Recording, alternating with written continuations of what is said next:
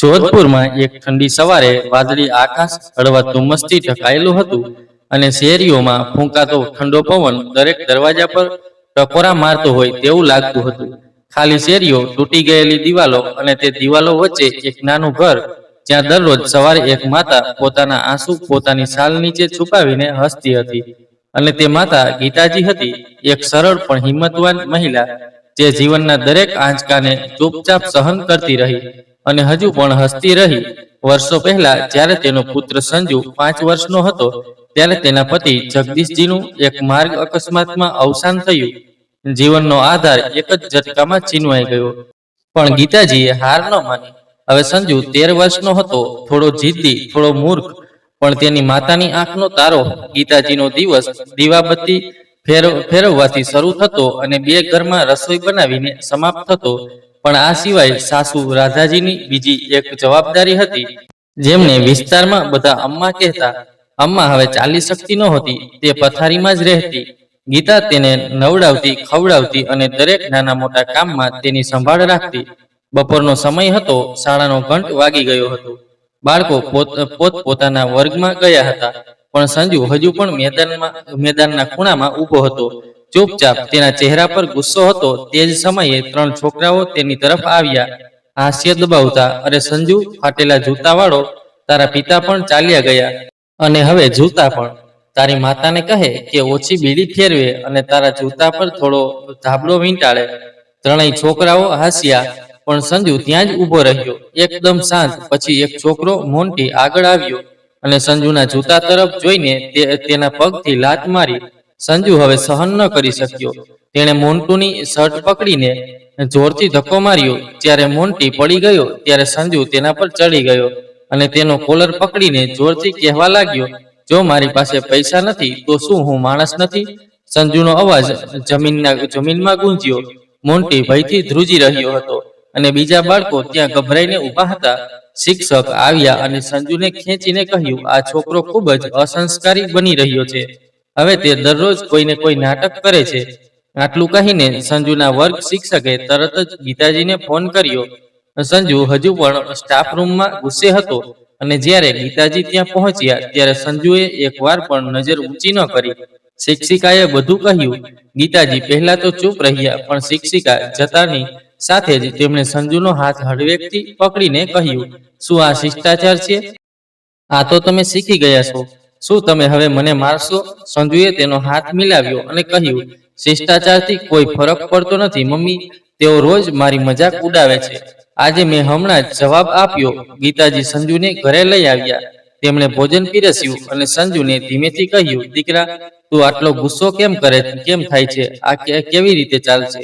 સંજુએ થાળી આગળ વધારી અને કહ્યું, મારે ગુસ્સો કેમ ન કરવો જોઈએ? જ્યારે બધા મને ટોણો મારે છે, અપમાન કરે છે, ત્યારે શું હું તેમના પર ફૂલો વરસાવીશ? ગીતાજી તેની વાત સાંભળીને અટકી ગયા. પછી તેમણે કડક સ્વરમાં કહ્યું, તું માર મારીને કંઈ સાબિત કરી શકતો નથી. તારા પિતાએ ક્યારેય કોઈને દુઃખ આપ્યું નથી. તું પણ તેને રોકી દે. મમ્મી, સંજુ વચ્ચે બોલ્યો, તું દરેક બાબતમાં પિતાનું નામ કેમ ઉઠાવે છે? જો તે ગયા છે તો શું મારે પણ બધું સહન કરવું જોઈએ? હું તેની માતા નથી અને હું તેની જેમ જીવવા માંગતો નથી. ગીતાજી ચોંકી ગઈ. રોટલી તેના હાથમાંથી પડી ગઈ.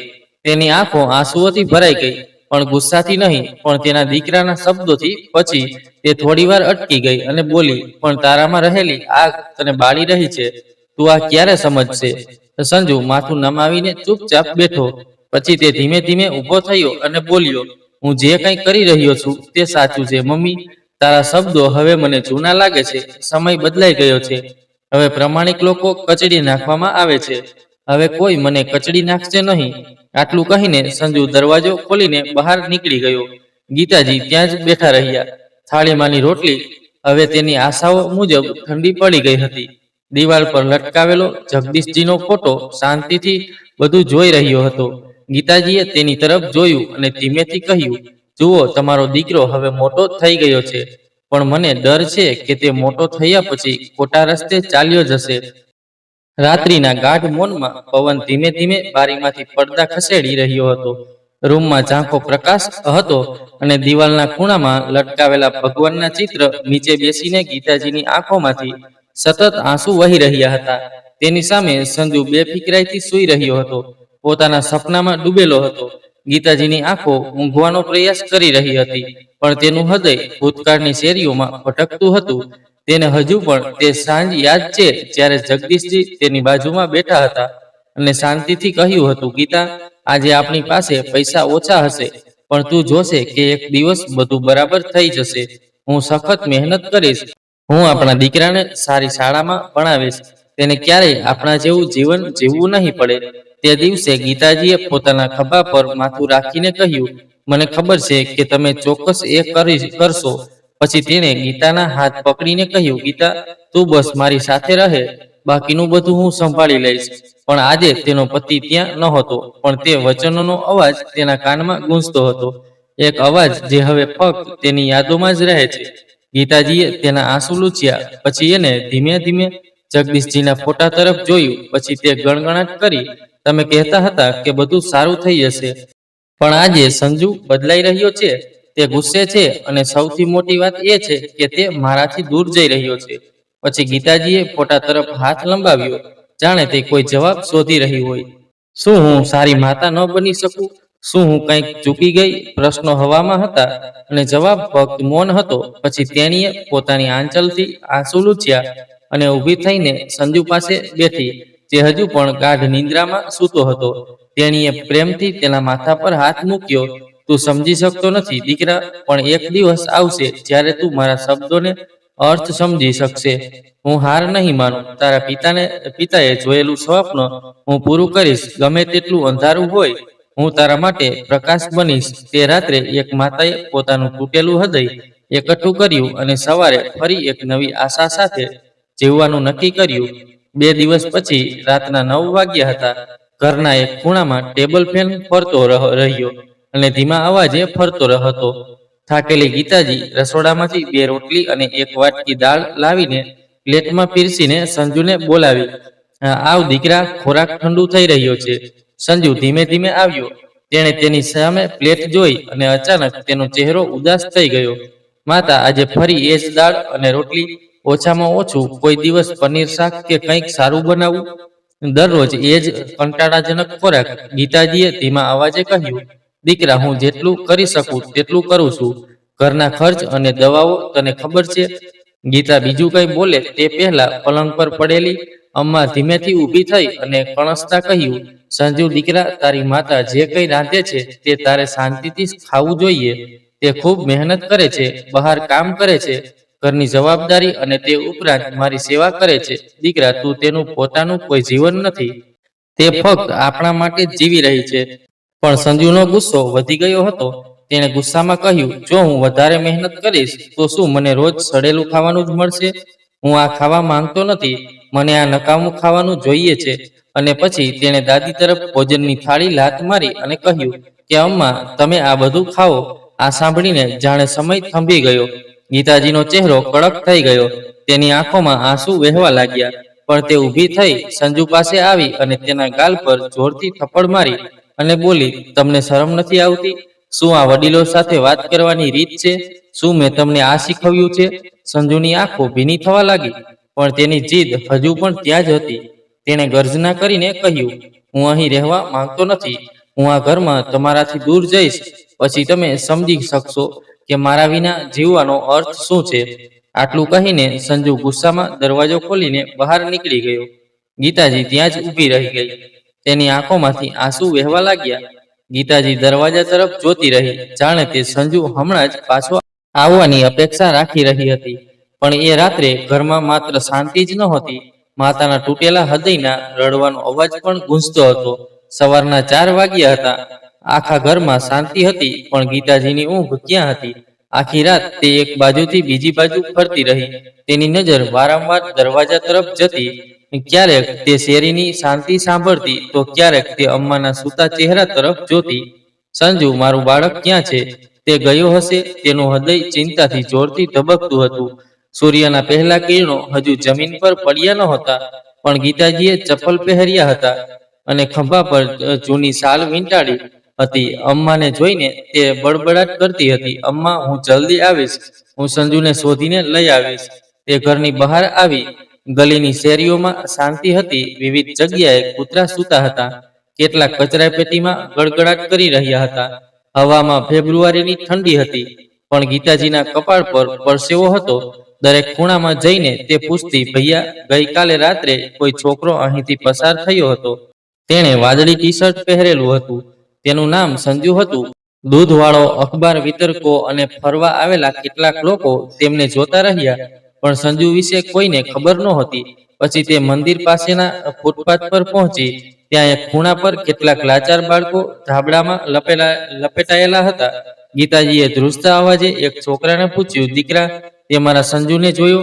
તે 13 વર્ષનો હશે. તે ગુસ્સામાં ઘરની બહાર નીકળી ગયો હતો.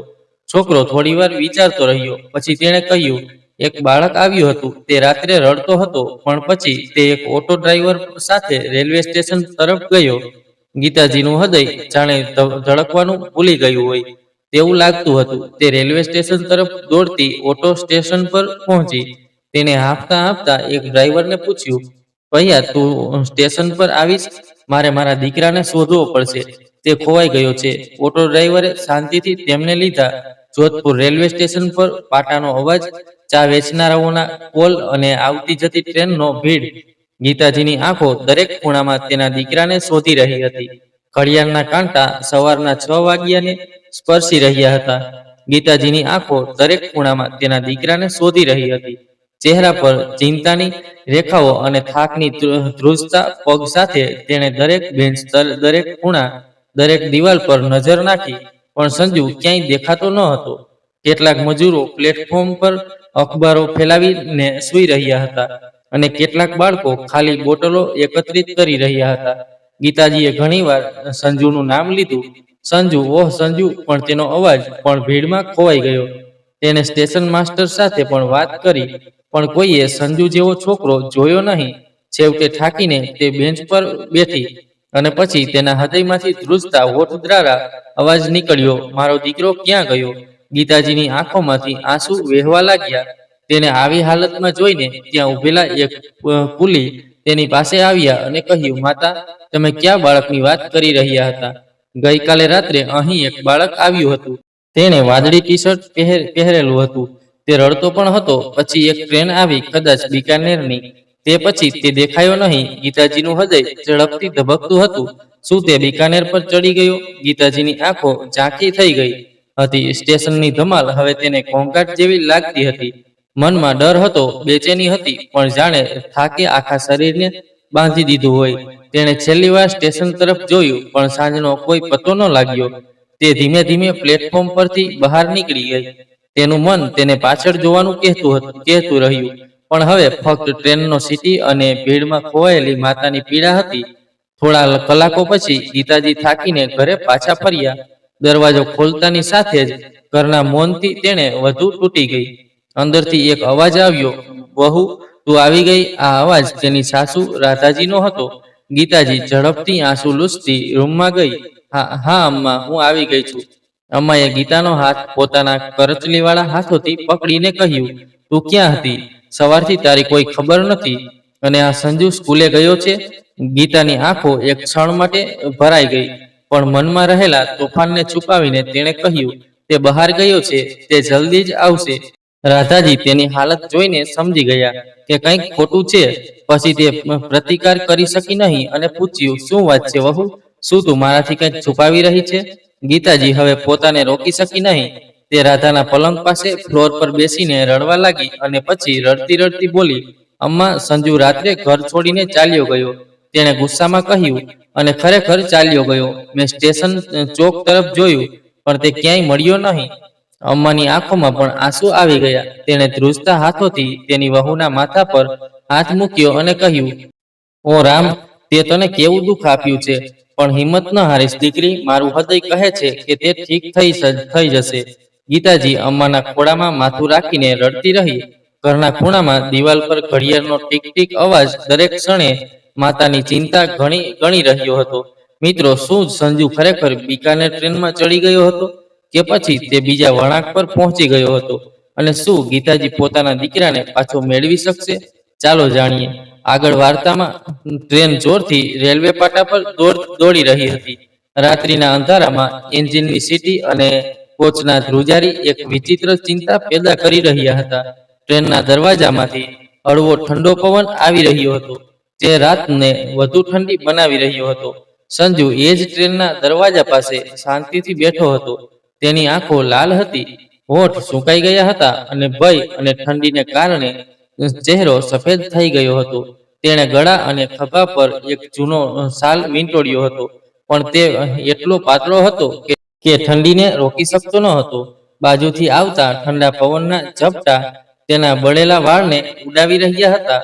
તેણે તેના પગ વાળીને છાતી પાસે રાખ્યા હતા અને તેને ધ્રુજતું માથું ઘૂંટણ પર વાળ્યું હતું. ક્યારેક જ્યારે તે આંખો બંધ કરતો, ત્યારે તેની માતા ગીતાનો ચહેરો તેની આંખો સામે આવતો. તે થપ્પડ, તે ગુસ્સો અને પછી તેની માતાની ભીની આંખો, બધું જ તેના મનમાં ઠંડા પવનના ઝપટાની જેમ ફરતું હતું. શું મમ્મી ખરેખર મને પ્રેમ નથી કરતી? શું હું આટલો ખરાબ છું? પણ પછી તે પોતાની જાતને ગણગણાટ કરવા લાગ્યો, પણ હું દાળ રોટલી ખાઈને ક્યાં સુધી જીવીશ? તેને ખુદને આ પ્રશ્નોના જવાબ ખબર નહોતા, પણ એ નક્કી હતું કે તે હવે પાછો ઘરે નહીં જાય. પછી તેની પાસે બેઠેલા એક આધેડ વયના માણસે આંખોમાં ચાલાકી અને સ્મિતમાં કૃત્રિમ આત્મીયતા સાથે ધીમેથી કહ્યું, તારું નામ શું છે દીકરા? સંજુએ આશ્ચર્યથી તેની સામે જોયું, પણ કંઈ કહ્યું નહીં. તે માણસ ફરીથી હસ્યો અને કહ્યું, ડરશો નહીં, હું પણ બાળપણમાં આવી જ રીતે ભાગી ગયો હતો. હવે હું મુંબઈમાં મોટો માણસ છું. તમે ખાવાનું ખાધું? સંજુએ માથું હલાવ્યું. ના. તે માણસે તેની બેગમાંથી બિસ્કિટનું પેકેટ કાઢ્યું અને તેને આપ્યું. ખાવો, ખાલી પેટે વાત કરી શકાતી નથી. સંજુએ ખચકાટથી પેકેટ લીધું, પણ તેની આંખો હજુ પણ સતર્ક હતી. શિયાળાની ઠંડી અને તેની સામે બેઠેલા અજાણ્યા વ્યક્તિનો હસતો ચહેરો તેને અસ્વસ્થ કરી રહ્યો હતો.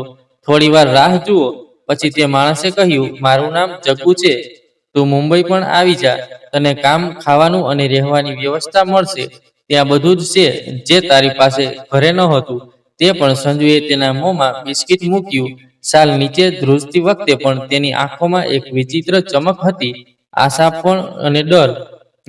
એટલામાં જ ટ્રેન ધક્કો મારી અને સામે એક બોર્ડ દેખાયું, પાલનપુર જંકશન. એટલે કે ટ્રેન હવે ગુજરાતમાં પ્રવેશી ગઈ હતી. જગ્ગુએ હસીને કહ્યું, મુંબઈ હવે દૂર નથી દીકરા, આપણે બપોર સુધીમાં પહોંચી જઈશું. સંજુએ ચૂપચાપ માથું હલાવ્યું. તેની આગળ લાંબી મુસાફરી હતી, પણ આ મુસાફરી તેના જીવનની સૌથી ઠંડી રાત બનવાની હતી. ટ્રેનની બારીમાંથી ઠંડા સૂર્યપ્રકાશના કિરણો અંદર ડોક્યું કરવા લાગ્યા હતા. સવારનો ઠંડો પવન દરવાજાઓની તિરાડોમાંથી અંદર આવી રહ્યો હતો અને ધ્રુજતા સૂર્યપ્રકાશમાં ભીંજાયેલા ખેતરો અને કોઠાર તેની આંખો સામે સરકી રહ્યા હતા. પણ સંજુની આંખોમાં હજુ પણ ઊંઘના પડ હતા અને તેના મનમાં તે ભાર હતો જે આખી રાત કાંટાની જેમ ચોંટી રહ્યો હતો. તેણે ધીમે ધીમે માથું ઊંચું કર્યું, ધ્રુજતા હોઠ સાથે કંઈક કહેવાનો પ્રયાસ કર્યો. પછી તેણે હિંમત ભેગી કરીને જગ્ગુ તરફ જોયું. હવે તેના અવાજમાં ખચકાટ ઓછો અને આશા વધુ હતી. દાદા, તેની આંખોમાં એક નિર્દોષ ચમક હતી. તેણે કહ્યું, હું આવીશ, પણ તમારે મને વચન આપવું પડશે કે તમે મને નોકરી અપાવશો. જગ્ગુએ તેની સામે જોયું, પછી તે હસ્યો અને નકલી સ્મિત જે બહારથી ગરમ પણ અંદરથી ઠંડુ હતું. સંજુએ ધીમેથી કહ્યું, મારે ઘણા પૈસા કમાવવા છે. મારી માતા અને અમ્માને ક્યારેય કોઈ વસ્તુની કમી ન હોવી જોઈએ. મારી માતાએ રોજ દાળ રોટલી ન રાંધવી જોઈએ અને મારા પર ગુસ્સે ન થવું જોઈએ. હું તેમને બધી ખુશીઓ આપવા માંગુ છું.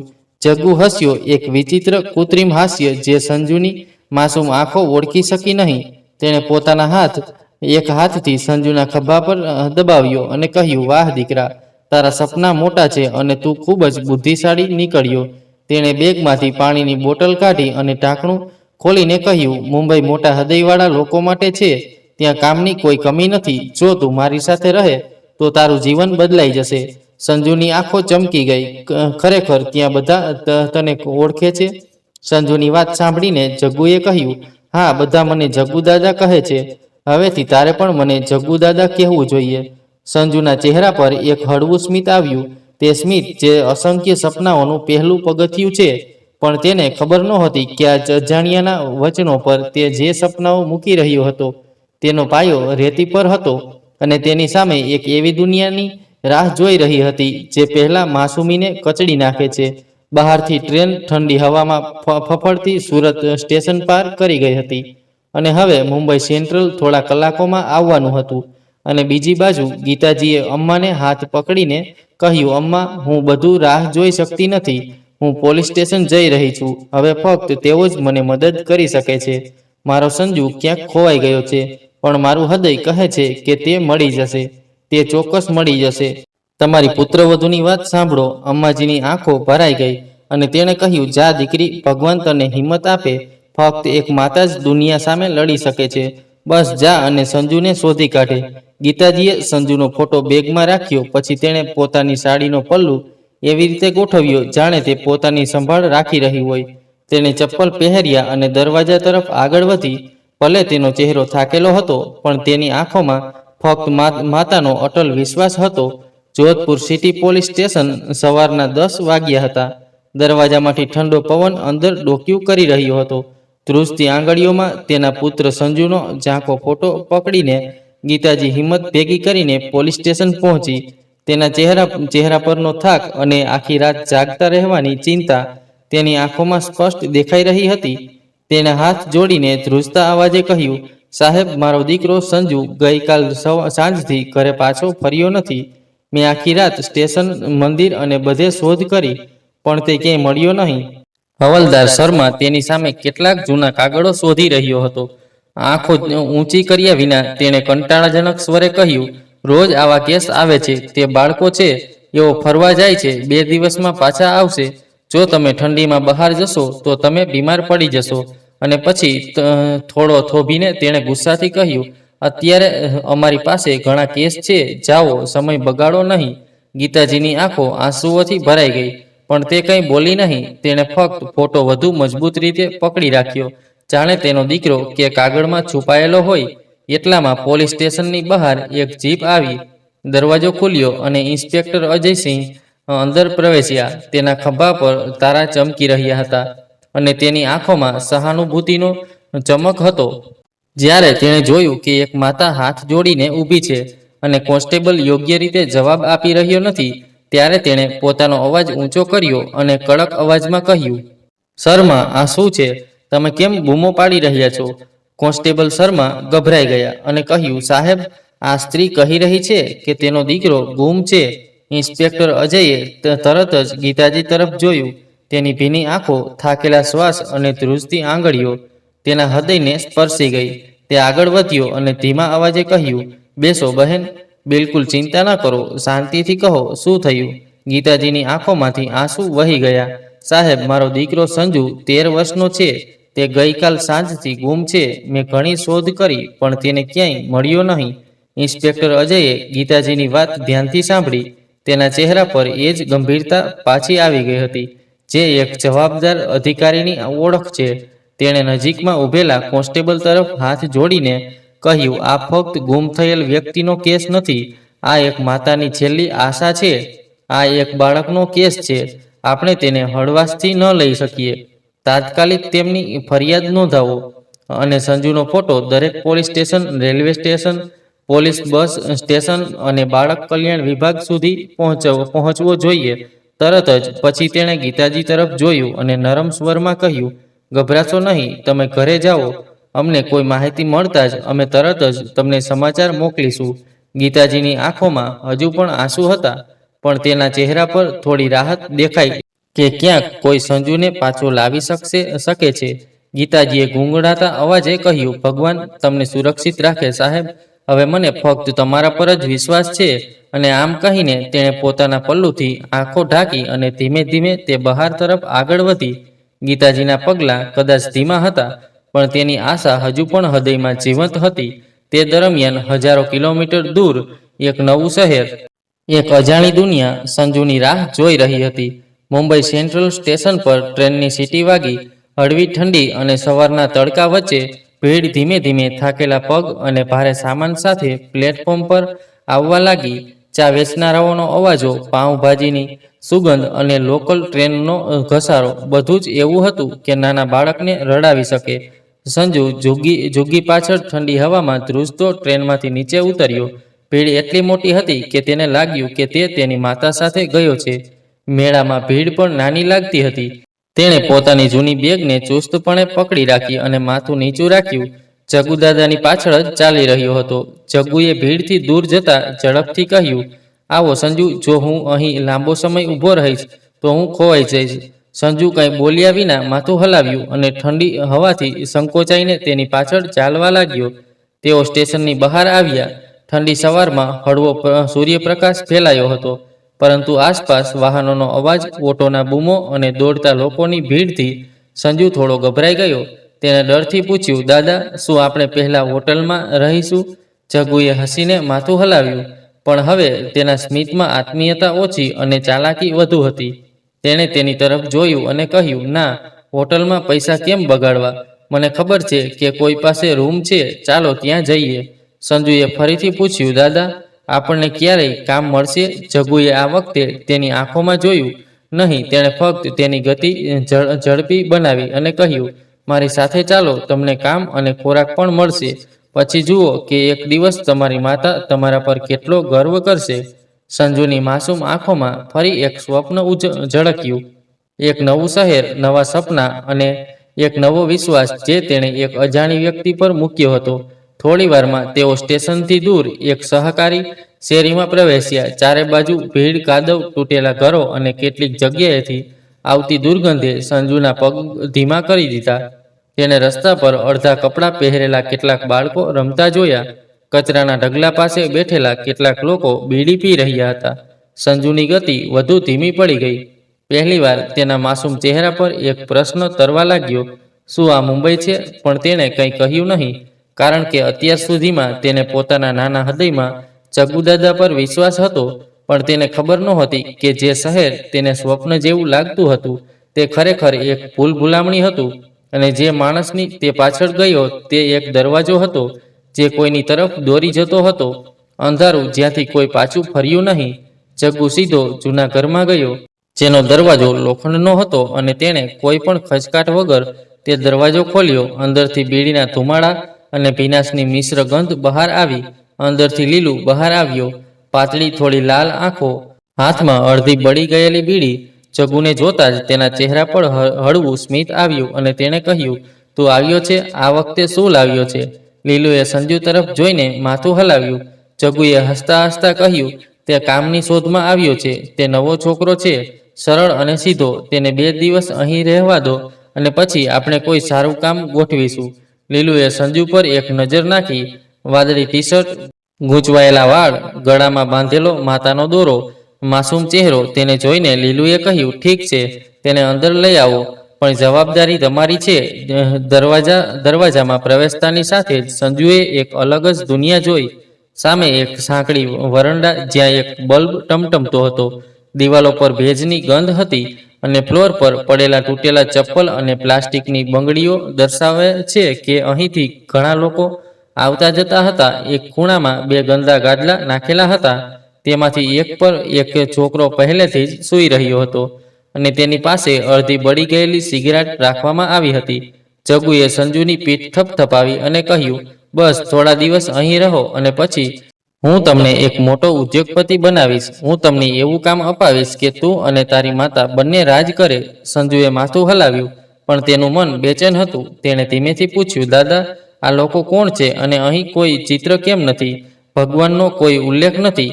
જગ્ગુએ હસતા હસતા કહ્યું, અરે, આ મુંબઈ છે દીકરા. અહીં તે પૈસા છે, ભગવાન નહીં. અને હવે તારે પણ સમજવું જોઈએ, જો તારે સ્વપ્ન જોવું હોય તો આંખો ખુલ્લી રાખવી, નહીંતર લોકો બધું છીનવી લે છે. આટલું કહીને જગ્ગુ પાછો જવા માટે વળ્યો. રૂમનો દરવાજો ધડાકા સાથે બંધ થઈ ગયો. જગ્ગુ જતાની સાથે જ ત્યાં એક વિચિત્ર શાંતિ ફેલાઈ ગઈ. સંજુ કંઈ સમજી શક્યો નહીં. તે ક્યાં છે? આ લોકો કોણ છે? રૂમની દિવાલો પર ભીનાશ હતી. બલ્બનો પ્રકાશ પીળો અને ભયભીત હતો અને હવામાં વાસી ગંધ તરતી હતી. તે ગયો અને એક ખૂણામાં બેઠો. તે જમીન પર બેઠો, નાની થેલીને છાતી સાથે ગળે લગાવી અને ઘૂંટણમાં માથું છુપાવી પગ વાળ્યા. પણ તે કેવી રીતે સૂઈ જશે? તેનું મન બેચેન હતું.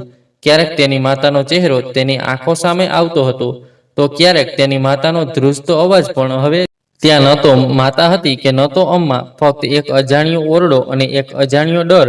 પછી દરવાજો ફરી ખુલ્યો. લીલુ અંદર આવી એક જૂનો દુર્ગંધવાળો ધાબળો અને પાણીનો ગ્લાસ લઈને છોટે સૂઈ જા. તેના અવાજમાં કૃત્રિમ મીઠાશ હતી.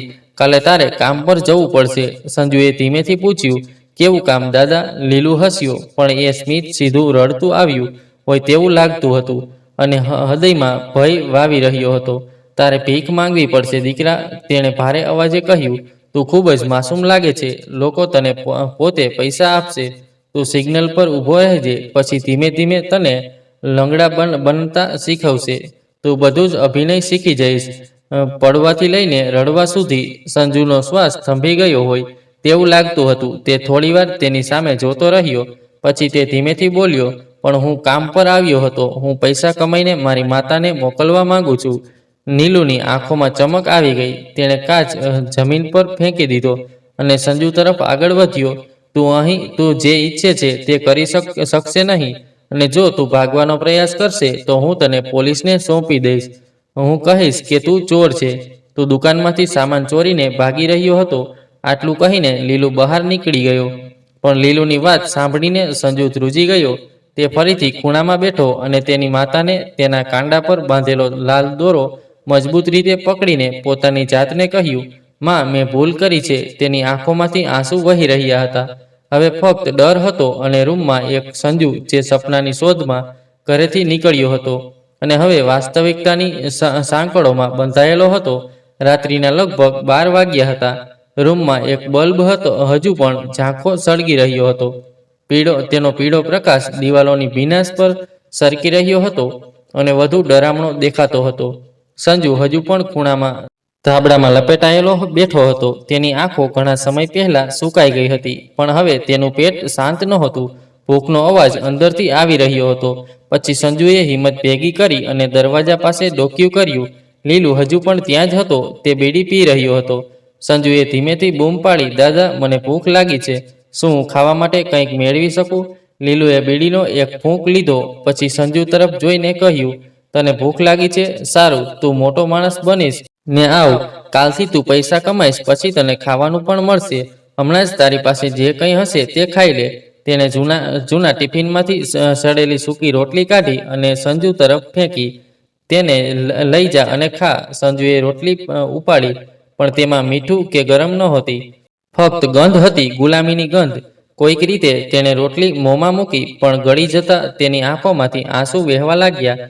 તે જ ક્ષણે એક છોકરો ખૂણામાં પડેલા ગંદા ગાડલાને ઉછાળીને ચાળા કરતો જાગી ગયો. તે 13 કે 14 વર્ષનો હશે. સૂકી આંખો, ફાટેલા હોઠ, વિખરાયેલા વાળ. તેને સંજુ તરફ જોયું અને ધીમેથી પૂછ્યું, શું તું અહીં નવો છે? સંજુએ માથું હલાવ્યું. પછી છોકરાએ કહ્યું, એવું ના વિચાર કે આ લોકો તમને કામ અપાવશે. તેઓ તમને કામ કરાવશે અને પછી તમને ફેંકી દેશે, જેમ તેઓએ બીજા બધાને ફેંકી દીધા છે. સંજુએ ડરથી પૂછ્યું, તું કેમ ભાગી નથી જતો? છોકરાએ દિવાલ તરફ જોયું. પછી તેણે કહ્યું, હું એકવાર ભાગી ગયો હતો, પછી હું પકડાઈ ગયો. જુઓ, તેણે પોતાનો પગ ઉપર ઉઠાવ્યો. એક જૂનો ઘા, જાણે કોઈએ સિગરેટથી બાળી નાખ્યો હોય. હવે હું ફક્ત શ્વાસ લેવા માટે જીવી રહ્યો છું. સંજુ કંઈ બોલી શક્યો નહીં. તે ફરીથી એ જ ખૂણામાં જઈને બેઠો અને ઘૂંટણમાં પોતાનો ચહેરો છુપાવી લીધો. પણ હવે તેનો આત્મા પેટ કરતાં વધુ ભૂખ્યો હતો, પ્રેમ માટે, પોતાનાપણું માટે. સંજુ તે રાત્રે ઊંઘી શક્યો નહીં. હવે તેને સમજાયું કે જ્યારે ઘરનો ગુસ્સો બહાર આવે છે ત્યારે દુનિયા તેને ખીરના રૂપમાં રોટલી આપે છે. સૂર્ય હજુ સંપૂર્ણ ઉગ્યો ન હતો, પણ મુંબઈની શેરીઓ જાગી ગઈ હતી. વાહનોની હળવી ગતિ, ચા વેચનારાઓના અવાજો અને સવારની પહેલી લોકલ ટ્રેનની સીટી, બધું ધીમે ધીમે શહેરને ધ્રુજાવી રહ્યું હતું. લીલુ રૂમમાં આવ્યો, એક જૂની બેગ અને હાથમાં ગંદા કપડાં. ઉઠો રાજા, આજે તમારો પહેલો દિવસ છે. તેના અવાજમાં એક વિચિત્ર કડવાશ અને ઉત્તેજના હતી. સંજુની આંખો હજુ પણ ભારે હતી, પણ તેનું હૃદય ડરથી જાગી ગયું હતું. દાદા, મને શું કામ મળશે? સંજુએ ખચકાટ સાથે પૂછ્યું. લીલુએ તેને કપડાં આપ્યા. એક ઘસાઈ ગયેલો, થોડો ફાટેલો કુર્તો અને જૂની ટોપી. આજે તું સિગ્નલ પર જઈશ. તમારે બસ ટ્રાફિક વચ્ચે ઊભા રહીને થોડું રડવું પડશે, હાથ ફેલાવવા પડશે. લોકો પોતે પૈસા આપશે. તમારો ચહેરો નિર્દોષ છે. તમે કમાઈ લેશો અને હા, પૈસા મારી પાસે જમા કરાવો. સમજાયું? સંજુ કંઈ કહેવા જતો હતો, પછી તેને રાતનો બનાવ યાદ આવ્યો, જ્યારે લીલુએ કહ્યું હતું કે તેને પોલીસ પકડી લેશે. પછી સંજુ કંઈ બોલી શક્યો નહીં. તેણે ફક્ત પોતાના કપડાં પકડી રાખ્યા. તે ખૂબ નાનો લાગતો હતો, જાણે તે હવે સંજુ રહ્યો નથી. તે ફક્ત ભીડમાં એક ચહેરો બની ગયો હતો. થોડીવાર પછી લીલુ તેને એક મોટા ક્રોસિંગ પર લઈ ગયો. વાહનોના અવાજ, હોર્ન અને ચારે બાજુ ભીડને કારણે સંજુને ચક્કર આવવા લાગ્યા. લીલુએ તેને ફૂટપાથથી ધાર પર ઊભો રાખ્યો અને કહ્યું, જ્યારે વાહનો અટકે ત્યારે હાથ ફેલાવો, આંખોમાં આંસુ લાવતા શીખો. તમે જેટલા માસૂમ દેખાશો તેટલા જ તેમને વધુ મળશે. હું તેમને સાંજે અહીં મળીશ. ભાગી જવાનું વિચાર પણ ના કર. સંજુ એકલો ઊભો રહ્યો. તેણે ધીમેથી તેની માતાનો દોરો પકડ્યો અને તેની આંખોમાં આંસુ આવી ગયા. એટલામાં પહેલી ગાડી નજીક આવી. એક સ્ત્રીએ બારી નીચે કરી અને કહ્યું, અરે બેબી, જુઓ આ બાળક કેટલું સુંદર છે, તેને કંઈક આપો. તેની તરફ એક સિક્કો ફેંકવામાં આવ્યો. સંજુએ સિક્કો ઉપાડ્યો, પણ હવે તેની આંખોમાંથી આંસુ અટકતા નહોતા. તે આખો દિવસ ત્યાં જ ઊભો રહ્યો. ક્યારેક કોઈ તેને જોઈને રોકાઈ જતું, ક્યારેક કોઈ તેને ધક્કો મારતું. બપોર સુધીમાં ઠંડીને કારણે તેના હાથ પગ કડક થઈ ગયા હતા, પણ તેનું પેટ હજુ ખાલી હતું. ખિસ્સામાં કેટલાક સિક્કા હતા, પણ તેના હૃદયમાં ખાલીપણું હતું. એક જગ્યાએ તે થોડીવાર બેઠો અને ઊંઘવા લાગ્યો. એટલામાં એક બાળક તેની પાસે આવ્યું અને કહ્યું, અરે બેટા, સૂઈ જા. લીલુ તારો હિસાબ માંગશે. તું જે કંઈ કમાયો છે તે સુરક્ષિત રીતે રાખ. સંજુએ તેનો અવાજ સાંભળતા જ સિક્કાઓ તરફ જોયું.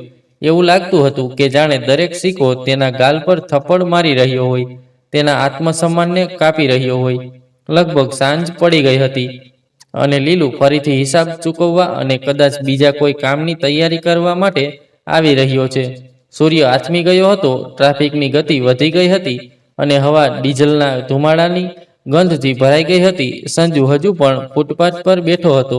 તે થાકેલો હતો અને નીચે ઝૂકી ગયો હતો, જાણે તેનો શ્વાસ પણ વચ્ચે વચ્ચે આવી રહ્યો હતો. તેના ખિસ્સામાં 17 રૂપિયા અને કેટલાક સિક્કા હતા. સંજુ વારંવાર તેમને ગણી રહ્યો હતો, જાણે દર વખતે ગણતરી કરતી વખતે તેને પોતાની લાચારીનો અનુભવ થતો હોય. ત્યારે જ લીલુ સામેથી આવતો દેખાયો. તેના ચાલવામાં ઘમંડ હતો અને તેની આંખોમાં એ જ લોભ હતો.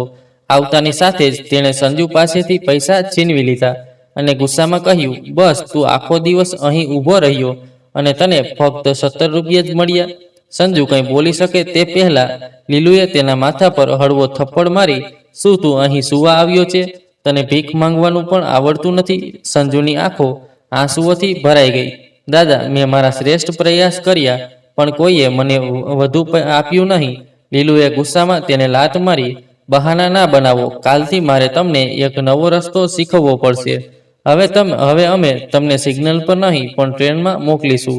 ત્યાં તમારે રડવું પડશે, બાળકોના પગે પડવું પડશે, કહેવું પડશે કે મારી માતા મરી ગઈ. સમજાયું? સંજુએ ધ્રુજતા કહ્યું, માતા મરી ગઈ? તેનું ગળું રૂંધાઈ ગયું અને તેની આંખોમાંથી આંસુ વહેવા લાગ્યા. માતા જીવિત છે તો પછી જૂઠું કેમ બોલવું? લીલુ તેના શબ્દો પર જોરથી હસ્યો અને કહ્યું, અરે આ મુંબઈ છે. અહીં તમે પ્રમાણિક રહીને રોટલી કમાઈ શકતા નથી. જૂઠાણું વહેંચાય છે. દીકરા, જૂઠાણું. તે સંજુને તે સાંકડા ઓરડા તરફ પાછો ખેંચવા લાગ્યો.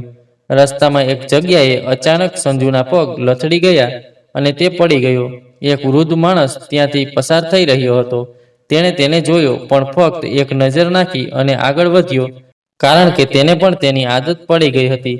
ઓરડામાં પહોંચીને લીલુએ તેને અંદર ફેંકી દીધો. કાલથી હું તને પપ્પુ સાથે મોકલીશ. તે તને સમજાવશે કે કેવી રીતે તારે કમાવવા પડશે. અને હા, જો તું પૂરતા પૈસા નહીં લાવે તો આગલી વખતે ખાવાનું પણ બંધ થાય જશે. સંજુ એક ખૂણામાં લપસીને બેઠો. આજે તેને ભૂખ નહીં પણ અપમાનથી રોટલી ગળી. ફાટેલા શર્ટ, ફાટેલા આત્મ અને તૂટેલી આશાઓ સાથે તે તેની માતાનું નામ જપતો રહ્યો અને તેની માતાને યાદ કરીને તેણે કહ્યું, મેં ભૂલ કરી. હું ઈચ્છું છું કે હું પાછો આવી શકું, પણ હવે હું ખૂબ દૂર આવી ગયો છું. ઓરડામાં રાત્રિનું મૌન ફેલાયું. સંજુને ખૂણામાં બેઠેલો જોઈને લીલુ તેની નજીક આવ્યો. તે હજુ પણ દિવસના થાક અને અપમાનના દુઃખમાં ડૂબેલો હતો. લીલુએ ગુસ્સાથી તેનો કોલર પકડીને કહ્યું, કાલે ટ્રેનમાં જઈને બરાબર ભીખ માંગ, અને જો તમને કોઈની આંખોમાં જોવામાં શરમ આવે તો હું તમારી એક આંખ કાઢી નાખીશ. સંજુએ ધ્રુજતા માથું ઊંચું કર્યું. દાદા, હું ભીખ કેમ માગું? મારે કામ કરવું છે. કોઈ પણ નાનું કામ, ઝાડુ મારવાથી અને મોપિંગ કરવાથી પણ કામ થશે. લીલુની આંખો લાલ થઈ ગઈ. તેણે તેની બેગમાંથી કંઈક કાઢવાનો પ્રયાસ કર્યો, એક જૂનું કાટવાળું બ્લેડ. તમે કામ કરશો, મેં તમારા જેવા ઘણા જોયા છે. તમે ઘણા બધા મેકઅપ કરો છો. શું તમને ખબર છે કે પપ્પુ એક આંખમાં કેમ આંધળો છે? સંજુનો શ્વાસ બંધ થઈ ગયો. તે પણ તમારી જેમ ઘણી વાતો કરતો હતો. હવે તે ફક્ત ફૂટપાથ પર બેસીને રડે છે. કેમ? કારણ કે આ દુનિયા તે પીડા વેચે છે, નિર્દોષ ચહેરો નહીં. સમજાયું? સંજુની આંખો આંસુઓથી ભરાઈ ગઈ. તે સમજી ગયો હતો કે હવે તેણે કાં તો નમવું પડશે અથવા તૂટી જવું પડશે. લીલુએ તેને પકડીને કહ્યું, સવારે તૈયાર થઈ જા, અને હા, રડવાનું ભૂલશો નહીં. જો ખરેખર આંસુ નહીં નીકળે તો હું તારી આંખોમાં મરચાનો પાવડર નાખીશ. સંજુ કંઈ બોલ્યો નહીં, બસ ચૂપ રહ્યો. તેણે માથું નીચું કર્યું. પહેલીવાર તેના ચહેરા પર મૃત્યુ જેવી શાંતિ હતી. બીજા દિવસે જ્યારે લીલુએ સંજુને બળજબરીથી જગાડ્યો, ઉઠો, ટ્રેનનો સમય થઈ ગયો છે. પપ્પુ બહાર રાહ જોઈ રહ્યો છે. સંજુની આંખો લાલ હતી, ડરને કારણે સૂજી ગઈ હતી, અને ઊંઘ નહીં. તે બહાર ગયો જ્યાં એક પાતળો શ્યામ છોકરો ઊભો હતો. પપ્પુ, જેની ડાબી આંખ સફેદ પલટથી ઢંકાયેલી હતી, બિલકુલ નકામો. પપ્પુએ ઉપરથી નીચે સુધી સંજુ તરફ જોયું. તે થોડું હસ્યો, પણ એ સ્મિત કડવું હતું. પહેલીવાર તો છે ને, તને ડર લાગતો હશે. મને પણ ડર લાગતો હતો, પણ પછી તને એની આદત પડી જાય છે. સંજુએ ધીમેથી પૂછ્યું, તારી આંખો? પપ્પુ થોડીવાર ચૂપ રહ્યો. પછી તેણે ધીમેથી કહ્યું, મેં પણ તને જૂઠું બોલવાની અને ભીખ માંગવાની મનાઈ કરી હતી. તો લીલુએ ગરમ લોખંડના સળિયાથી મારી આંખો બાળી નાખી. હવે તને સમજાયું? સંજુનો આત્મા ધ્રુજી ગયો. તેણે માથું નમાવીને ચાલવા માંડ્યો. હવે બંને લોકલ ટ્રેનમાં ચડી ગયા. તેમનો રૂટ દાદરથી ચર્ચ ગેટ સુધીનો હતો. પપ્પુએ સંજુને જમીન પર બેસીને કેવી રીતે વાત કરવી તે શીખવ્યું. લોકોના પગે પડીને કેવી રીતે વાત કરવી. અમ્મા મરી ગઈ, ખાવા માટે કંઈ નથી. ટ્રેનની ભીડમાં લોકો પોતાના મોબાઈલમાં વ્યસ્ત હતા. કેટલાક અખબારો વાંચી રહ્યા હતા અને કેટલાક પોતાના થાકમાં ડૂબી ગયા હતા. સંજુ તેમની વચ્ચે ગયો અને નમન કર્યું, અને પહેલીવાર તેનો સ્વાભિમાન જમીન પર પડતો જોયો. કોઈએ 10 રૂપિયા આપ્યા, કોઈએ પોતાની નજર ફેરવી લીધી, અને એક માણસે બૂમ પાડી, અરે દૂર ચાલ્યો જા મિત્ર, તું બધે ફેલાઈ ગયો. અને તેને હળવેથી લાત મારી. ધક્કો માર્યા પછી સંજુ નીચે પડી ગયો. પપ્પુએ તેનો હાથ પકડીને તેને ઊંચો કર્યો અને બડબડાટ કહ્યું, અરે આ તો ખરું મુંબઈ છે. તે લાગણીઓ અહીં પ્રતિક્રિયાઓ આપે છે. ધીમે ધીમે શીખો. સંજુની આંખો ભરાઈ ગઈ, પણ તેણે આંસુ ગળી લીધા. હવે એવું લાગતું હતું કે તે ફક્ત એક માણસ જ છે. તે કમાણીનું સાધન હતો, કોઈ વ્યક્તિ નહીં. સાંજ પડવાની હતી. તેઓ ટ્રેનમાંથી ઉતરી ગયા. સંજુના ખિસ્સામાં કુલ 50 હતા, પણ મિત્રો, આ પૈસા નહોતા. આ એક બાળકના તૂટેલા હૃદયની કિંમત હતી. સંજુને લીલુના કબજામાં આવ્યાને 2 દિવસ થઈ ગયા હતા. તેની આંખો નીચે કાળા વર્તુળો થઈ ગયા હતા. તેના ચહેરાની માસુમિયત હવે ધૂળ અને ખંજવાળથી ઢંકાઈ ગઈ હતી. ભીડવાળી ટ્રેનમાંથી 85 રૂપિયા લાવ્યા પછી સંજુ રૂમમાં પહોંચ્યો ત્યારે લીલુ ઝડપથી પૈસા લઈને ગણવા બેઠો. તેણે નોટો અને સિક્કાઓ તરફ જોયું, પછી હસ્યો. સારું, હવે બધું બરાબર થઈ રહ્યું હોય તેવું લાગે છે. તમે ધીમે ધીમે કામ શીખી રહ્યા છો. પછી તેણે સ્પષ્ટતાથી કહ્યું, પણ યાદ રાખજો, કાલે મને 100 થી ઓછાની જરૂર નથી, નહીંતર રાત્રિ ભોજન પણ રદ થઈ જશે. સંજુ થાકીને જમીન પર બેઠો અને ધીમેથી કહ્યું, દાદા, મને ભૂખ લાગી છે. શું મને ખાવાનું મળશે? લીલુએ તેની તરફ જોયા વિના એક ટોપલી તરફ ઈશારો કર્યો. તમારી પ્લેટ ત્યાં છે, જાઓ અને ખાઓ. સંજુએ જઈને પ્લેટ ઉપાડી અને સૂકી ફાટેલી રોટલી અને એક વાટકી જેમાં દાળ ઓછી અને પીળું પાણી વધુ હતું. તેણે 2 વાર નાકમાં કરચલીઓ નાખી, અને તે એટલો ભૂખ્યો હતો કે તેણે ત્યાં જ ખાવાનું શરૂ કરી દીધું. રોટલી એટલી કઠણ હતી કે જાણે પથ્થર હોય, અને વાટકીમાં દાળ એટલી પાતળી હતી કે તે અરીસામાં પોતાનું પ્રતિબિંબ જોઈ શકતો હતો. સંજુની આંખોમાંથી આંસુ વહેવા લાગ્યા. તેને તેની માતાની ખૂબ યાદ આવી રહી હતી. પછી તે શાંતિથી એક ખૂણામાં બેસી ગયો અને રોટલી ગળવા લાગ્યો. તેની આંખોમાંથી આંસુ વહેવા લાગ્યા, જાણે તે ફક્ત ભૂખ જ નહીં પણ તેની ગરિમા પણ ગળી રહ્યો હોય. સંજુ એક ખૂણામાં ગળીને બેઠો હતો.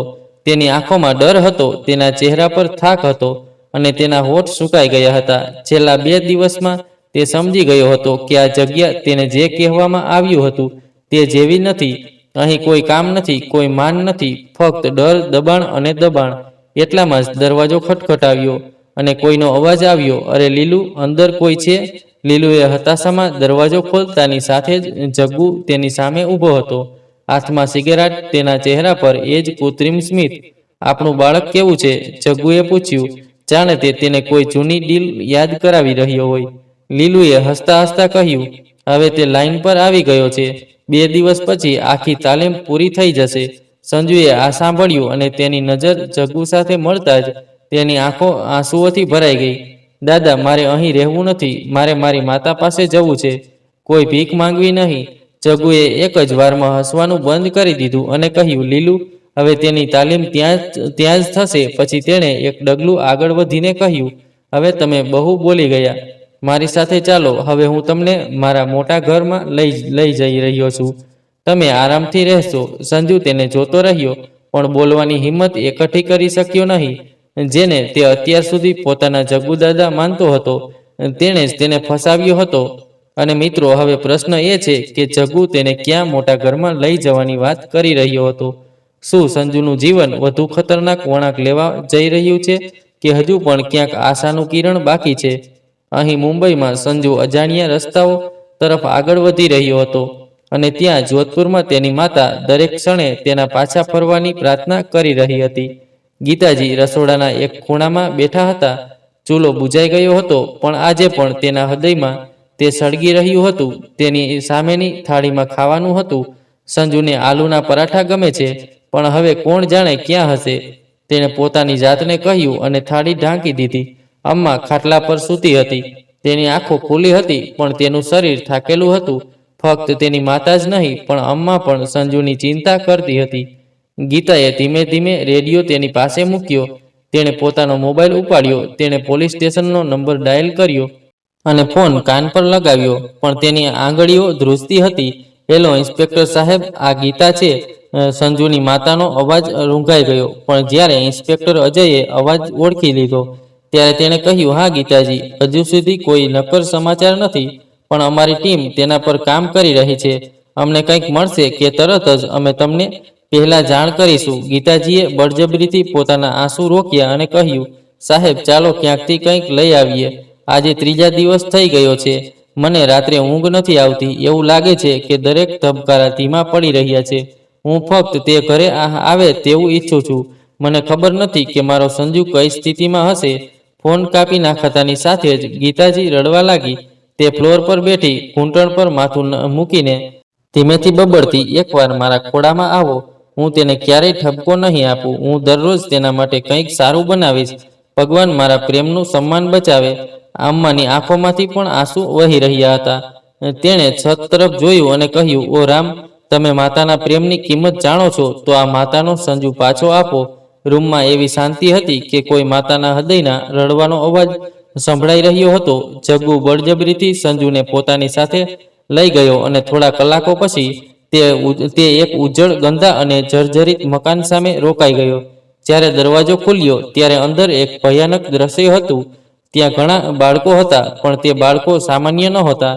કેટલાક આંખો વગરના હતા, કેટલાક હાથ વગરના હતા, કેટલાક પગ વગરના હતા, અને કેટલાકના ચહેરા પર ઊંડા ભયના નિશાન હતા.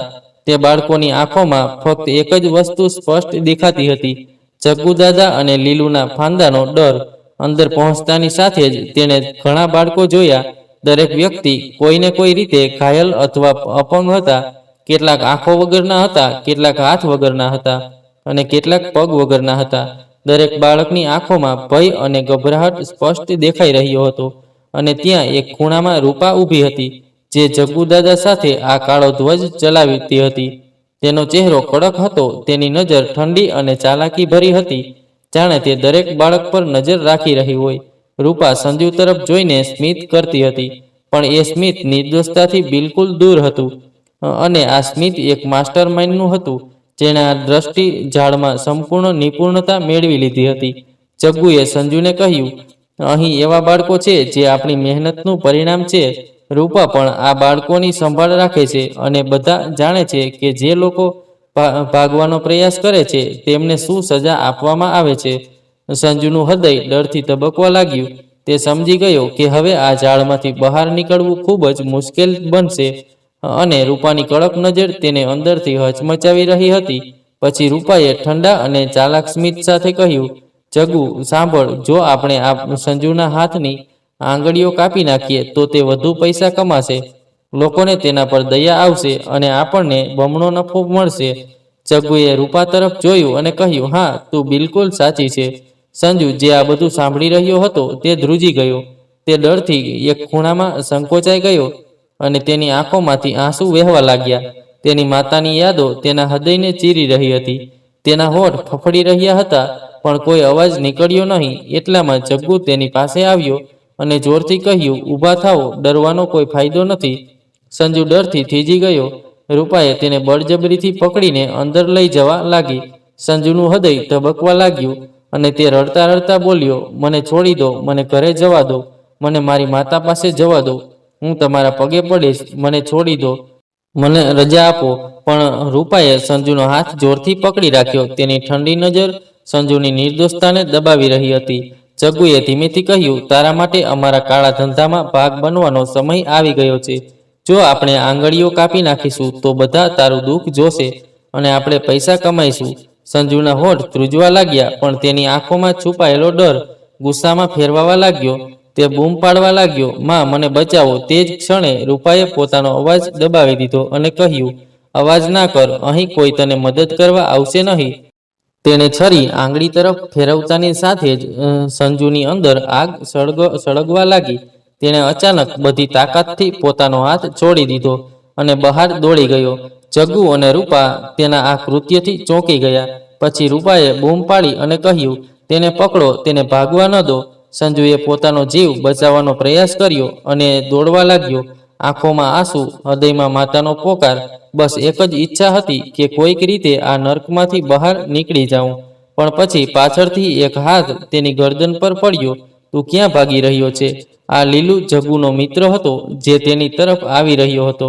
તેણે સંજુને એક ઝટકાથી પકડી લીધો અને જમીન પર પછાડી દીધો. બીજી જ ક્ષણે જગ્ગુ અને રૂપા દોડતા આવ્યા. પછી જગ્ગુએ તેને પકડી લીધો અને જોરથી બૂમ પાડી, તું ખૂબ જ ચાલાક હતો ને, ચાલ હવે હું તને સારો પાઠ ભણાવીશ. જગ્ગુએ નજીકથી લોખંડનો છરી ઉપાડ્યો અને રૂપા લીલુએ સંજુનો હાથ જોરથી પકડી લીધો.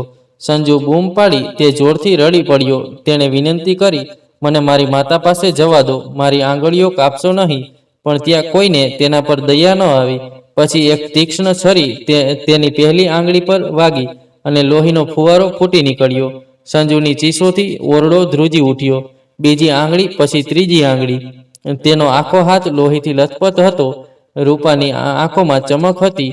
હવે આ બાળક સંજુ પૈસા છાપશે, લોકો તેના પર દયા કરશે. તે લોહીથી લથપથ ઓરડાના એક ખૂણામાં પડેલો હતો. સંજુ હવે તેના શ્વાસ ગણી રહ્યો હતો. તે પીડાથી બેહોશ થવા લાગ્યો. તેનો ચહેરો નિસ્તેજ થઈ ગયો, હોઠ સુકાઈ ગયા, આંખો આંસુઓથી ભારે થઈ ગઈ હતી અને તેના હૃદયમાં ફક્ત એક જ પ્રશ્ન ગૂંજતો હતો, શું હું ક્યારેય મારી માતાને ફરી મળી શકીશ કે મને આ અંધકારમાં દફનાવવામાં આવશે? તેનો દરેક દિવસ રૂપા અને જગ્ગુની દેખરેખ હેઠળ સિગ્નલ પર પસાર થતો હતો. ગંદા કેટલાક કપડાં અને લોહી વહેતો હાથ, જેની 3 આંગળીઓ ખૂટી રહી હતી. હવે તે કંઈ બોલતો ન હતો. હાસ્ય નહીં, આંસુ નહીં, ફક્ત ખાલી આંખો, જેણે ઘણા સમય પહેલા જીવનમાં આશા ગુમાવી દીધી હતી. તે રોબોટની જેમ કામ કરતો હતો. ભીખ માંગતી વખતે હસવાનો પ્રયત્ન કરતો હતો, પણ તેની આંખોમાં કોઈ આશા નહોતી. દરરોજ સવારે તેની પટ્ટી બદલાતી હતી જેથી ઘા દેખાય અને લોકોના હૃદય પીગળી જાય. અહીં મુંબઈના રસ્તાઓ પર સંજુનો દરેક દિવસ નર્ક બની ગયો હતો અને ત્યાં જોધપુરમાં એક માતાની આશાઓ દિવસે ને દિવસે તૂટી રહી હતી. 1 વર્ષ પસાર થવાનું હતું. સંજુ આજે હંમેશની જેમ ફૂટપાથ પર બેઠો હતો. તે તેની માતાને યાદ કરીને આંસુ વહાવી રહ્યો હતો અને પોતાની જાતને કહી રહ્યો હતો, માતા, તું ક્યારે આવીશ? તે જ ક્ષણે ત્યાંથી પસાર થતો એક આધેડ વયનો માણસ અટકી ગયો. તેણે સંજુના ચહેરા તરફ ધ્યાનથી જોયું અને અચાનક તેને કંઈક યાદ આવ્યું. ધીમે ધીમે તે નજીક આવ્યો અને ઘૂંટણીએ ઝૂકીને કહ્યું, તું સંજુ છે ને? સંજુએ માથું ઊંચું કર્યું. તે ચહેરો તેને પરિચિત લાગ્યો, પણ પછી ભયે તેના ગળામાં ઝૂકી ગયો. તે માણસે આગળ કહ્યું, તું ગીતાનો દીકરો છે ને? હું રામનાથ છું. હું જોધપુરથી તમારા પડોશમાં રહું છું. દીકરા, ત્યાં શું હાલત કરી છે? સંજુના શ્વાસ ઝડપી બન્યા. તેની આંખો અહીં અને ત્યાં ફરતી રહી. તેને ડર હતો કે જગ્ગુ કે લીલુ તેને જોઈ લેશે. તે એક પળમાં ઊભો થયો અને ધ્રુજતો ધ્રુજતો ત્યાંથી ભાગી ગયો. રામનાથજીએ પાછળથી બૂમ પાડી, સંજુને રોકો, દીકરાને રોકો, પણ સંજુ ભીડમાં ખોવાઈ ગયો. તે પાછળ રહી ગયો. હવે તેની આંખો સામે ફક્ત રામનાથજીનું ધ્રુજતું હૃદય અને માતાનો ચહેરો ચમકી રહ્યો હતો. અને એ જ ગીતાજીએ, એક માતા જે કંઈ કરી શકે છે તે બધું જ અજમાવ્યું હતું. દરરોજ સવારે તે આશાનો દોર પકડીને જાગતી અને દરરોજ રાત્રે તે પોતાના દીકરાનો ફોટો છાતી પર પકડીને રડતી. ક્યારેક તે પોલીસ સ્ટેશનની ફાઇલો જોતી, ક્યારેક કલાકો સુધી મંદિરોમાં નમીને રહેતી. એ ભગવાન, મારા સંજુને મને પાછો મોકલો. તે સ્ટેશન, ચોકડી, બાળ સુધારણ ગૃહ, અનાથ આશ્રમ, જ્યાં પણ તેને કોઈ અજાણ્યા બાળકના સમાચાર મળતા ત્યાં દોડી જતી. પણ દરેક વખતે તેને એક જ જવાબ મળતો, માફ કરશો, આપણી પાસે આવું બાળક નથી. તેના ચહેરા પર થાક, આંખોમાં ભેજ અને હૃદયમાં એક છેલ્લી આશા હતી. તે સવારે જ્યારે અમ્મા શાંતિથી બેઠી હતી અને ગીતાજી ચા માટે પાણી મૂકી રહી હતી, એટલામાં જ ફોન રણક્યો. ગીતાજીએ ધ્રુજતા હાથે પોતાનો પલ્લુ ઉપાડ્યો અને હૃદય પર હાથ રાખીને ફોન ઉપાડ્યો. હેલો. બીજી બાજુથી અવાજ આવ્યો, ગીતા દીકરી, રામનાથ બોલી રહ્યો છું. રામનાથ કાકા, મેં સંજુને જોયો છે. ગીતાજીનો હાથ ધ્રુજતો હતો. તમે શું કહ્યું? સંજુ, મારો સંજુ? હા, હું અત્યારે મુંબઈમાં છું. ટ્રાફિક સિગ્નલ પર ભીખ માંગતા બાળકોમાં એ જ ચહેરો, એ જ માસુમિયત, પણ ગીતાના હાથ પર ઊંડા ઘા હતા. તે આપણો સંજુ હતો. ગીતાજીના હાથમાંથી ફોન લગભગ પડી ગયો. એની આંખોમાંથી આંસુ વહેવા લાગ્યા, જાણે સૂકી જમીન પર પડેલો વરસાદ પડ્યો હોય. એ અમ્મા પાસે દોડી ગઈ. અમ્મા, અમ્મા, રામનાથ કાકાએ સંજુને જોયો છે. એ મુંબઈમાં મારો દીકરો છે. હવે હું એને ચોક્કસ પાછો લાવીશ. અમ્માજીની આંખો પણ ભરાઈ ગઈ. તેણે ધ્રુજતા અવાજે કહ્યું, વહુ, જા, એને ઘરે પાછો લાવ. મારી આંખો અને જોવા માટે તડપી રહી છે. ગીતાજીની આંખોમાંથી આંસુ અટકતા નહોતા, પણ આ વખતે એની આંખોમાં ફક્ત દુખાવો જ નહોતો, પણ એક મજબૂત નિશ્ચય હતો. તેણે તરત જ ધ્રુજતા હાથે ફોન ઉપાડ્યો અને ઇન્સ્પેક્ટર અજયનો નંબર ડાયલ કર્યો. હેલો, અજય સાહેબ, હું ગીતા બોલી રહી છું. મારો દીકરો સંજુ મળી ગયો છે. એ મુંબઈમાં છે. રામનાથ કાકાએ પોતાની આંખોથી જોયું છે. ઇન્સ્પેક્ટર અજયે ફોન પરની વાતચીત ગંભીરતાથી સાંભળી. પછી તરત જ કહ્યું, ગીતાજી, આ તો ખૂબ જ મોટા સમાચાર છે. હું આજે જ મારી ટીમ સાથે મુંબઈ જવા રવાના થઈશ.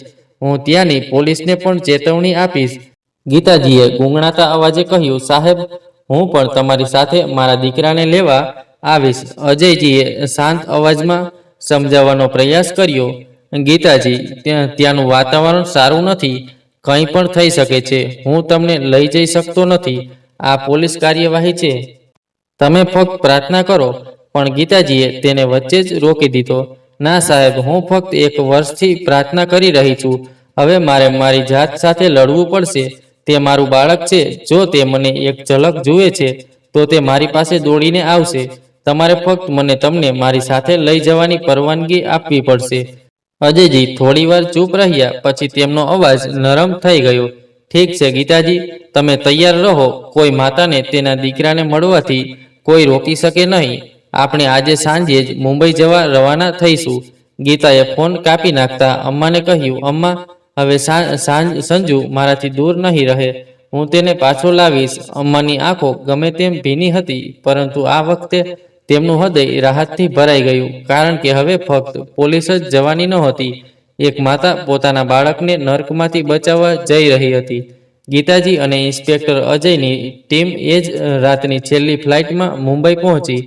એરપોર્ટ છોડતાની સાથે જ ટીમે સીધી કામગીરી શરૂ કરી. સિગ્નલો, ઝૂંપડપટ્ટીઓ અને બાળકોના હેંગઆઉટ્સ પર દેખરેખ વધુ તીવ્ર બનાવી દેવામાં આવી હતી. હવે એક માતાની આશા અને પોલીસની શક્તિ સાથે મળીને યુદ્ધ લડવા માટે તૈયાર હતી. મુંબઈની શેરીઓમાં શાંતિ હતી, પણ એ રાત્રે કંઈક બદલાઈ ગયું હતું. દરેક ટ્રાફિક સિગ્નલ, દરેક ચોકડી, મુંબઈ પોલીસની ટીમે અને ઇન્સ્પેક્ટર અજયની ટીમ જુદી જુદી દિશામાં ફેલાઈ ગઈ હતી. ગીતાજીના હાથમાં સંજુનો ફોટો હતો. દરેક બાળકને જોઈને તેની આંખો આંસુઓથી ભરાઈ જતી. શું મારો સંજુ હજી ક્યાંક છે? અચાનક વાયરલેસ પર અજયસિંહનો અવાજ ગૂંજ્યો. 3-3 તરફ ધ્યાન આપો. ટ્રાફિક સિગ્નલ પાસે એક છોકરો દેખાયો છે. ઉંમર અને દેખાવ સંજુને મળે છે. તે ભીખ માંગી રહ્યો હતો અને અમારી ટીમ પહોંચતાની સાથે જ તે ભાગી ગયો. ગીતાજીનું હૃદય જોરથી ધબકવા લાગ્યું. મારા સંજુ, તેણીએ આગ્રહ કર્યો. હું ત્યાં જઈશ સાહેબ, મને તે સિગ્નલ પર લઈ જાઓ. થોડીવાર કાર વડાલા ટ્રાફિક સિગ્નલ પર પહોંચી ગઈ. ઇન્સ્પેક્ટર અજયની સૂચના મુજબ મુંબઈ પોલીસે છટકું ગોઠવ્યું હતું. બધા પોલીસ કર્મીઓ સાદા કપડામાં નજર રાખી રહ્યા હતા, જેથી કોઈને શંકા ન થાય અને ગુનેગાર સરળતાથી પકડી શકાય. પોલીસની નજર દરેક ટ્રાફિક સિગ્નલ, દરેક ફૂટપાથ પર હતી. ગીતાજી દરેક બાળકને જોઈ રહી હતી. તેની આંખો શોધતી હતી તે જ માસૂમ ચહેરો જે તેને 1 વર્ષ પહેલા છોડીને ગયો હતો. તે જ સમયે એક નાની શેરીની બાજુમાં એક બાળક બેઠું હતું. ગંદા ફાટેલા કપડાં, બંધાયેલા હાથ, સૂજી ગયેલી આંખો. તે બીજું કોઈ નહીં પણ સંજુ હતો. ગીતાજીનો શ્વાસ બંધ થઈ ગયો. તે ધીમે ધીમે તેની તરફ જવા લાગ્યો અને તેને બોલાવ્યો, સંજુ દીકરા. સંજુએ તે પરિચિત અવાજ સાંભળતા જ તેનું આખું શરીર ધ્રુજી ઉઠ્યું. તેણીએ ગરદન ઊંચી કરી અને તેની સામે ઊભી રહી. તેની માતા. સંજુ ચીસો પાડીને ગીતાજીને ભેટવા દોડી ગયો. બીજી જ ક્ષણે એવું લાગ્યું કે જાણે આખી દુનિયા થંભી ગઈ હોય. ગીતાજીએ સંજુને પોતાના હાથમાં પકડી લીધો અને તેની આંખોમાંથી આંસુ વહેવા લાગ્યા અને સંજુ તેની માતા તરફ જઈને રડી રહ્યો હતો. માતા, તું આવી ગઈ છે? માતા, મને ઘરે લઈ જા. એટલામાં ત્યાં એક કઠોર અવાજ ગૂંજ્યો, ઓહ, તું કોણ છે? તું મારા બાળક સાથે શું વાત કરી રહી છે? શું તે તેને પૈસાની છેતરપિંડી કરી છે? તે રૂપા હતી. તેની ઠંડી ચાલાક નજર ગીતાને વળગીને રડતા સંજુ પર હતી. ગીતાજીએ તેને સાંભળ્યું અને એક ક્ષણ માટે મૌન રહી. પછી એવું લાગ્યું કે તેના અંદર આગ ફાટી નીકળી છે. તે ધીમે ધીમે ઊભી થઈ. તેણે સંજુને તેની પાછળ ધકેલી દીધો અને 2 ડગલા આગળ વધીને રૂપાના ગાલ પર જોરથી થપ્પડ મારી. આંખો ચોક સ્તબ્ધ થઈ ગયો. ગીતાજીનો ચહેરો હવે આંસુઓથી નહીં પણ આગથી ભરાઈ ગયો હતો. તેનો અવાજ ધ્રુજી રહ્યો હતો, પરંતુ દરેક શબ્દમાં માતાનો જ્વાળામુખી હતો. તને શરમ આવવી જોઈએ. તું પોતે એક સ્ત્રી છે અને તું બાળકોને સંકેત પર ભીખ માંગવા માટે મજબૂર કરે છે. તું માતા કહેવાને લાયક નથી. તું એક જાનવર છે. ગીતાજીનો ગર્જના કરતો અવાજ રસ્તાના અવાજમાં ગૂંજતો હતો. રૂપા તેના ગાલને પકડીને પાછળ હટી. એટલામાં જ જગ્ગુ ભીડમાંથી ફાટીને આગળ આવ્યો. આંખો લોહીથી લાલ, હાથમાં દેશી બનાવટની પિસ્તોલ અને ચહેરો પશુતાથી ભરેલો. તેણે જોરથી બૂમ પાડી, તને શું લાગે છે તું અમારો ધંધો અમારાથી છીનવી લેશે? તું તેને બચાવી લઈશ? તે હવે અમારો બાળક છે અને એવો જ રહેશે. ગીતાજીએ સંજુને પાછળ ધકેલી દીધો. સંજુ ધ્રુજતા ધ્રુજતા તેની માતાની ઓઠમાં સંતાઈ ગયો. ત્યારે જ ઇન્સ્પેક્ટર અજયે જગ્ગુને પાછળ હટવા અને હથિયાર નીચે મૂકવા ચેતવણી આપી, નહીંતર ગોળી ચલાવવામાં આવશે. પરંતુ જગ્ગુ કાબુ બહાર હતો. તેણે ગુસ્સામાં ટ્રિગર દબાવ્યું, સીધું સંજુ પર નિશાન સાધ્યું અને બીજી જ ક્ષણે ગીતાજીએ વીજળીની ગતિથી સંજુને તેના હાથથી અલગ કરી અને પોતે આગળ આવી. ગોળી સીધી તેના હાથમાંથી પસાર થઈ ગઈ. ગોળી વાગતાની સાથે જ માતા સંજુ ચીસો પાડી. લોહી વહી રહ્યું હતું, પરંતુ ગીતાજીની આંખો હજુ નીચે ન હતી. તેણે ફરીથી તેના ઘાયલ હાથથી સંજુને પકડી લીધો. કંઈ થયું નહીં દીકરા, હું ઠીક છું. તે જ ક્ષણે ઇન્સ્પેક્ટર અજયે તરત જ વળતો ગોળીબાર કર્યો. જગ્ગુને ખભામાં ગોળી વાગી હતી. તે જમીન પર પડી ગયો. રૂપા અને લીલુની પોલીસે પહેલેથી જ ધરપકડ કરી લીધી હતી. ભીડ વિખેરાઈ ગઈ હતી, પણ એક માતા, એક પુત્ર અને માનવતાનો વિજય ત્યાં ઊભા હતા. હોસ્પિટલમાં ગીતાજીનો હાથ સફેદ પટ્ટીઓથી લપેટાયેલો હતો. તેમના ચહેરા પર થાક હતો, પરંતુ તેમની આંખોમાં હજુ પણ પ્રેમનો એ જ ભેજ હતો. સંજુ ધીમે ધીમે તેમની પાસે આવ્યો. આંસુઓથી ભીના ગાલ, હોઠ ધ્રુજતા અને આંખો નીચી કરી. તે તેમની પટ્ટીવાળી આંગળીઓને હળવેથી સ્પર્શ કરે છે અને રડવા લાગે છે. માતા, મને માફ કરો. હું જ જીદથી ભાગી ગયો હતો. જો તમે લાખવાર સમજાવ્યા પછી પણ હું સંમત થયો હોત તો આ બધું ન થયું હોત. ગીતાજીની આંખોમાંથી શાંતિથી આંસુ વહેવા લાગ્યા. તેમણે પોતાનો ઘાયલ હાથ ઊંચો કર્યો, સંજુના માથા પર મૂક્યો. રોકો દીકરા, માતાનો પ્રેમ માફી માંગતો નથી. તું મારી સાથે છે, આટલું પૂરતું છે. સંજુએ પોતાનું માથું તેના ખોળામાં મૂક્યું અને રડતો રહ્યો. પછી થોડીવાર પછી તેણે આંખો બંધ કરી અને સીધો ઊભો થયો અને કહ્યું, માં, હવે હું ક્યારેય ગુસ્સે નહીં થાઉં. હવે હું ભણીશ, હું મોટો માણસ બનીશ અને પિતાનું સ્વપ્ન પૂરું કરીશ. ગીતાજી હસ્યા. એ સ્મિતમાં આંસુ હતા અને વિજયની રાહત પણ. સંજુનો હાથ જોઈને તેની આંખોમાં ફરી આંસુ આવી ગયા. તેણે તેનો હાથ ચુંબન કર્યો અને પોતાના દીકરાને ગળે લગાવ્યો. બહાર રૂમની બારીમાંથી સૂર્યપ્રકાશ ફિલ્ટર થઈને અંદર આવી રહ્યો હતો. એવું લાગતું હતું કે ભગવાન પોતે આ માતા પુત્રના મિલન પર પોતાનો પ્રકાશ વરસાવી રહ્યા છે. જગ્ગુ અને રૂપાના ગુફામાંથી ઘણા માસૂમ બાળકો બહાર કાઢવામાં આવ્યા હતા. કેટલાકના હાથ કાપી નાખવામાં આવ્યા હતા. કેટલાક અપંગ હતા અને કેટલાક એટલા ડરી ગયા હતા કે તેઓ બોલવાનું પણ ભૂલી ગયા હતા. તેમને જોઈને ઇન્સ્પેક્ટર અજયની આંખો પણ ભરાઈ ગઈ. બધા બાળકોને તાત્કાલિક સરકારી બાળ સંરક્ષણ ગૃહમાં મોકલવામાં આવ્યા હતા, જ્યાં ડોક્ટરો અને કાઉન્સેલરોની દેખરેખ હેઠળ તેમની સારવાર શરૂ થઈ. આ જ કામગીરીમાં રૂપા, જગ્ગુ જેવા બીજા ઘણા દલાલોના ગુફાઓ પર દરોડા પાડવામાં આવ્યા હતા અને શહેરભરમાંથી ઘણા નિર્દોષ જીવનને નરકમાંથી મુક્ત કરવામાં આવ્યા હતા. આ સમગ્ર અભિયાનનો શ્રેય ગીતાજીને આપવામાં આવનાર પ્રથમ નામ હતું, એક માતા જેણે પોતાના આંસુઓને શક્તિમાં ફેરવી દીધા હતા. મિત્રો, જીવન ગમે તેટલું મુશ્કેલ હોય, માતાનો પ્રેમ દરેક તોફાનનો સામનો કરી શકે છે. ભલે બાળકો ભટકી જાય, પણ માતાનું હૃદય ક્યારેય આશા ગુમાવતું નથી, કારણ કે માતાની પ્રાર્થના એ અદ્રશ્ય શક્તિ છે જે ઘોર અંધકારમાં પણ પ્રકાશનો માર્ગ બતાવે છે. આજની આપણી વાર્તા દરેક માતાને સમર્પિત છે, જે થાક્યા વિના ફક્ત પોતાના બાળકોની ખુશી માટે રોકાયા વિના જીવે છે. તમને આ વાર્તા કેવી લાગી? જો તમને તે ગમી હોય તો કૃપા કરીને વિડીયોને લાઈક કરો અને ચેનલને સબસ્ક્રાઈબ કરો. આવી જ બીજી રસપ્રદ વાર્તામાં મળીશું. ત્યાં સુધી તમારી અને તમારા પ્રિયજનોની સંભાળ રાખો. આભાર.